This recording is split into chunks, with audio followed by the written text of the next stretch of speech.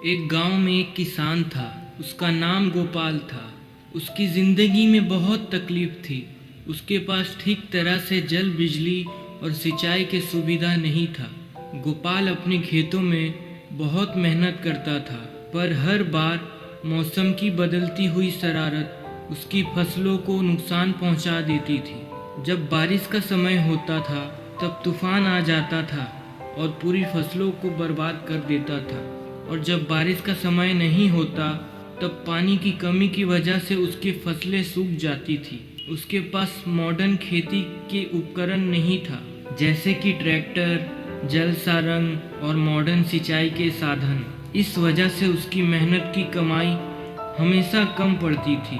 बाकी किसानों के व्यापार करने के बजाय वो अपनी फसलों को सस्ते दामों पर बेचने के लिए मजबूर हो जाता था।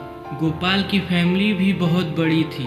उसके पास 2 बेटे और 1 बेटी थी, जिनकी पढ़ाई के लिए अच्छे पैसों और सुविधा चाहिए थी। पर गोपाल की तकलीफ़ों के वजह से वो उनकी ज़रूरत पूरा नहीं कर पाते थे।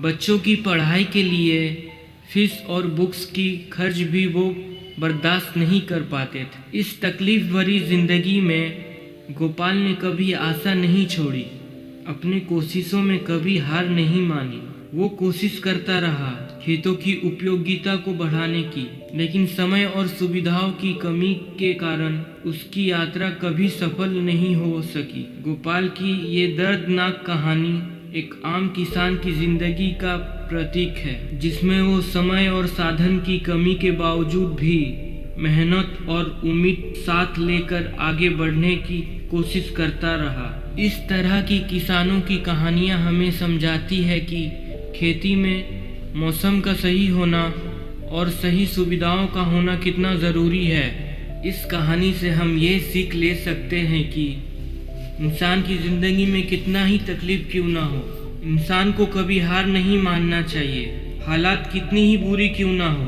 इंसान को मेहनत करते रहना चाहिए।